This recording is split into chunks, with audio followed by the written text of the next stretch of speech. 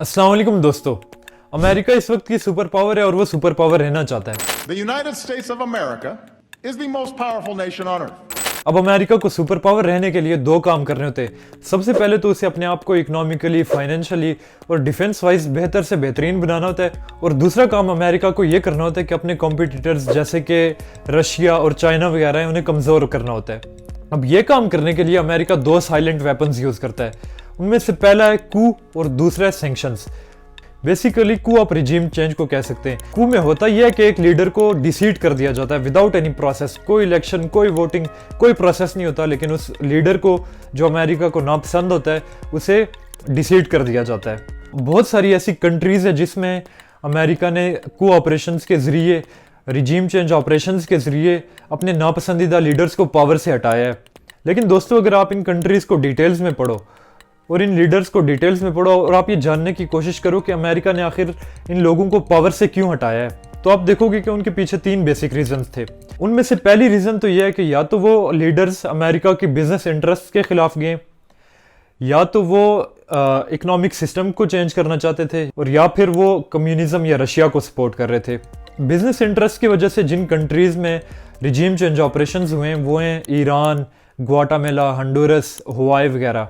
Iran में से मोहम्मद मुसद्दिक को पावर से निकाला गया क्योंकि वो ये चाहते थे कि ईरान के जो ऑयल के रिजर्व्स हैं उन पे ईरान का कंट्रोल आ जाए, लेकिन वो ऐसा कर नहीं पाए क्योंकि उनके खिलाफ रिजीम चेंज ऑपरेशन करवा दिया गया था। इसी तरह से दोस्तों, हंडूरस की स्टोरी बड़ी इंटरेस्टिंग है।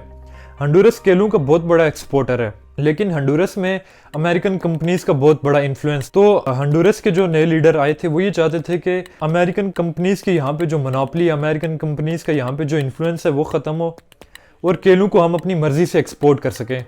लेकिन इस चीज़ के अगेंस्ट एक अमेरिकन बिजनेसमैन अपनी आर्मी बनाता है और उस आर्मी के ज़रिए उस कंट्री पे अटैक करता है ताकि उस लीडर को मजबूर कर सके कि वो ऐसे स्टेप्स ना ले। और ऑब्वियसली उसके इस अटैक को यूएस बैक कर रहा था, और फिर उस लीडर के खिलाफ यूएस ने कोऑपरेशन किया है। उस लीडर के खिलाफ रिजीम चेंज ऑपरेशन हुए और वो उसे पावर से निकाल दिया गया। इसी तरह से ग्वाटामेला, वो भी केलों के एक्सपोर्टर है, वहाँ पे भी अमेरिकन कंपनीज की मोनोपोली थी।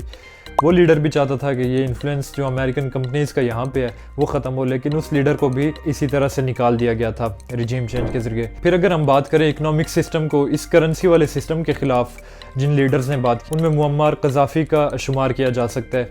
वो ये चाहते थे कि अफ्रीकन कंट्रीज़ की एक ऐसी यूनियन बना दी जाए जहाँ पे अफ्रीकन कंट्रीज़ अपनी एक नई करेंसी में ट्रेड कर सकें, और वो करेंसी बैक्ड हो गोल्ड के साथ। लेकिन मुअम्मर कज़ाफ़ी को भी रिजीम चेंज ऑपरेशन के ज़रिए निकाल दिया जाता है पावर से। इसी तरह से कॉन्गो, वियतनाम और डोमिनिकन रिपब्लिक ऐसी कंट्रीज़ है जिनमें रिजीम चेंज इस वजह से करवाया गया है क्योंकि वो किसी न किसी तरह से यूएसएसआर या कि रशिया या फिर कम्युनिज्म को सपोर्ट कर रहे थे। और अमेरिका ये नहीं चाहता कि कोई भी रशिया को सपोर्ट करे क्योंकि वो अमेरिका का कॉम्पिटिटर है और अमेरिका ने उसे कमज़ोर रखना होता है, जो कि मैंने शुरू में बात बोली थी।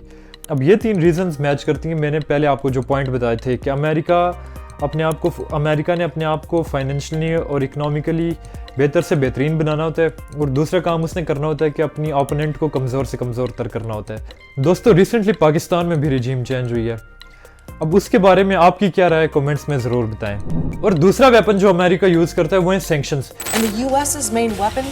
Sanctions. Powerful sanctions will go into full effect. Because the US has such a strong dollar and so many transactions are conducted in dollars, it means that US sanctions would affect any EU company doing business with Iran. Sanctions के जरिए America किसी भी country को मजबूर कर देता है कि वो कंट्री अमेरिका की बात माने, क्योंकि हर एक मुल्क को डॉलर की ज़रूरत होती है, और सैंक्शंस में अमेरिका उस कंट्री के डॉलर्स को फ्रीज कर देता है, दूसरी कंट्रीज़ को बाउंड कर देता है कि वो उसके साथ ट्रेड ना करें।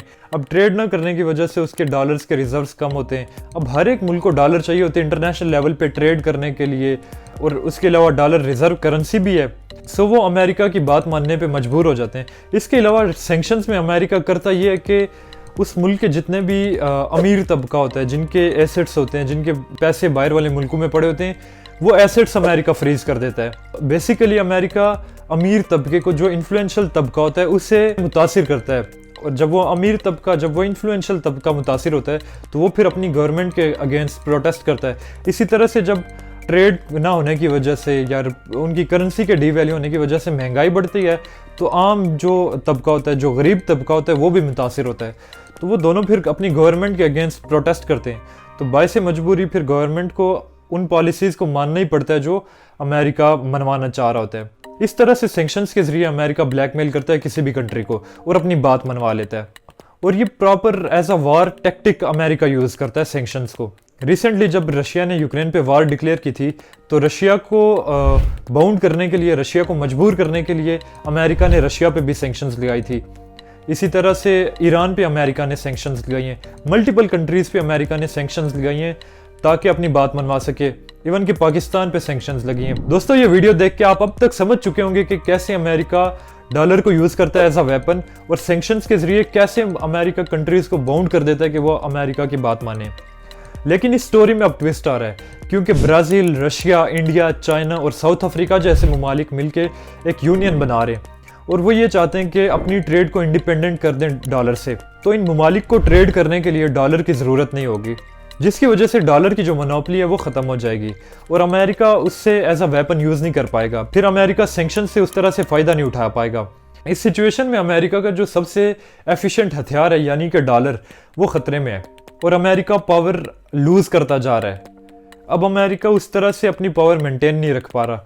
अब इस पूरी सिचुएशन को देखते हुए, इस पूरे सिनेरियो को देखते हुए, पाकिस्तान को अपनी पॉलिसीज़ किस तरह से बनानी चाहिए, पाकिस्तान को अपने फ्यूचर के बारे में किस तरह से सोचना चाहिए, आपकी क्या राय है, कमेंट्स में ज़रूर बताएं। दोस्तों, ये थी मेरी आज की वीडियो। उम्मीद करता हूँ कि आपको इसमें से कुछ ना कुछ सीखने को मिला होगा। अगर आपने इसमें से कुछ सीखा है तो अपने दोस्तों के साथ भी शेयर करें, और ऐसी मज़ीद वीडियोज़ को देखने के लिए मेरे चैनल को सब्सक्राइब करें। अल्लाह हाफिज़।